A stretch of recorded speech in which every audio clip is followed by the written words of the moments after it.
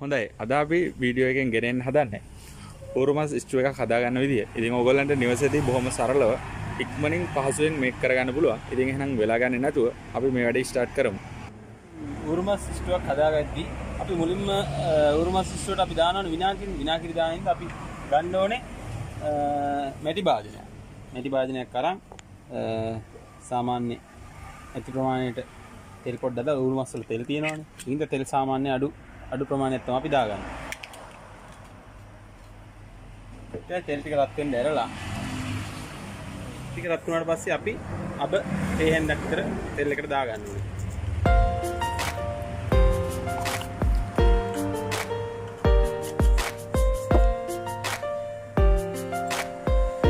තෙල් එකට දාපු අබ ටික රත් වෙගෙන එද්දි අබ ටික පොඩ්ඩක් අපි එහෙම චොප් කරගන්න ඕනේ.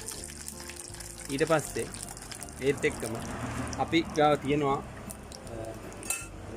ඊනියට කපාගත්ත ඉඟුරු ටික සුදු ලුණු ටික වලින් මික්ස් කරගන්නවා.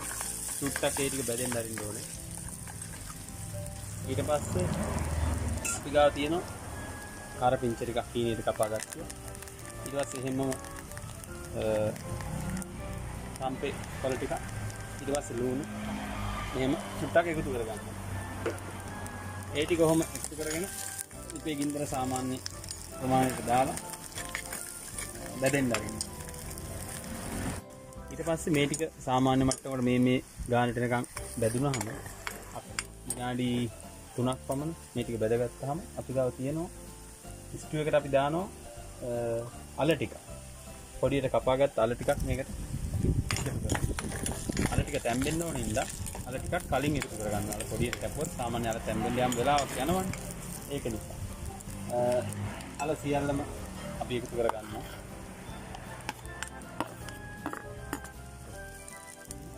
ලිපේ ගින්දර චූට්ටක් වැඩි කරගන්නවා. ඒ ටික එහෙම ලිපේ තියෙද්දි අපි ගාව තියෙනවා ඊට කලින් අපි හදාගත්ත ඌරුමස් ටිකක් අරන් ඌරුමස් ටික හොඳට පොඩි වෙන්න කපලා ඒකට ගම්මිරිස් කහ ලුණු දාලා අපි පැය භාගයක් පමණ ලිපේ තම්බගෙන තියෙන්නේ. ස්ටුවට හරියන්නේ ඌරුමස් හොඳට තැම්බෙන්න ඕනේ.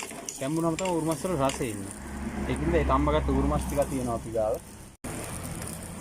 ඒ ටික අපි මේ එකතු කරගන්නවා මේ අල දාපු අපේ ඇතිලේ තියෙන ඇතිලේට එකතු කරගන්නවා. ඒ ටික ඌරුමස් ටිකක් අපි තෙලෙන් බෙදෙන්න අරින්නත් ඕනේ. හොඳට මේ හදාගන්න ඌරුමස් ස්ටුව අපිට පුළුවන් කෑම ඔයිල් එකට ගන්නත් පුළුවන්. ඒ වගේම අපි පාටි එකට වගේ දෙයකදී බයිට් එකට වගේ ඕන දෙයකට මේක යොදා ගන්න පුළුවන්. එහෙම ඕන විදිහකට මේක හදා ගන්න පුළුවන්. ගෙදරදී පොඩි බබාලා ඉන්නවා නම් කන්න පොඩ්ඩක් සැර අඩු වෙනුත් නැත්තම් ගම්මිරිස් ටිකක් වැඩි කරලා සැර වැඩි වෙනුත් අපිට මේක හදා ගන්න පුළුවන්. මෙහෙම විනාඩි 5ක් 7ක් පමණ තෙලෙන්ම තම්බගත්ත මේ ඌරුමස් අල දාපු ස්ටුව අපි විනාඩි 5ක් විතර 7ක් විතර තැම්බෙන්න තියලා ඊට පස්සේ යම් අපේ සැර අවශ්‍ය ප්‍රමාණයට ගම්මිරිස් කුඩු ස්වල්පයක් ඒ වගේම තුන පහ කුඩු ස්වල්පයක් ඇසේ කහ කුඩු පාට අපි ඕන කරන පාට අණු කහ කුඩු ස්වල්පයක් වගේ එකතු කරගන්නවා. ඊට අමතරව අපි මේකට මේ එකතු කරගන්නවා උකු එහෙම නැත්නම් මේ අපි මිටිකිරි අණු කෝප්පයක් පමණ ප්‍රමාණයක් මේකට අපි එකතු කරගන්නවා.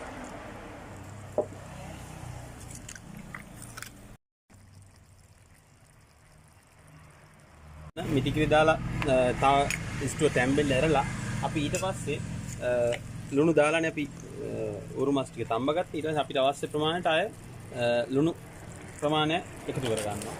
එකතු කරගෙන ඒක පොඩ්ඩක් හැඳි ගාලා මේක දැන් මේ ස්ටුව පොඩ්ඩක් ඝන වේගෙන වගේ යන්නේ. මේ ඒක නිසා මේකට අවශ්‍ය ප්‍රමාණයට ඇඹුල් අපි ඇතුළත් කළා නෑ. අපි මැටි භාජනයක් ගන්න විනාගිරි එකතු කරන හින්දානේ. ඒකට අවශ්‍ය ප්‍රමාණයට විනාගිරි බෝතලේ මූඩියෙන් එකක් පමණ අපි එකතු කරනවා. විනාගිරි බෝතලේ මූඩියෙන් එකක් පමණ මෙතන තියෙන්නේ ඌරුමස් 500ක්. ග්‍රෑම් 500කට අපිට මූඩියෙන් එකක් හෝ එක හමාරක් පමණ එකතු කරගත්තාම අපිට අවශ්‍ය ඇඹුල් රහ මේකට ලැබෙනවා. ඊට පස්සේ අපි මේක ලිපේ තියාගන්න පොඩි කාලයක් විනාඩියක් විතර. ඊට පස්සේ අපිට පුළුවන් මේක ලිපෙන් බා ගන්න. අපිට පුළුවන් රස බලන්න පුළුවන් ලුණු රස, ඇඹුල් රස ඔක්කොම බලලා ඉස්තුවේ රසයට අනුව මේ මෙහෙම ඉස්තුව හොඳට උකු ගතියට තියෙන්න ඕනේ ඉස්තුව. ඒකත් එක්ක අපි මේක ලිපෙන් බා ගන්නවා.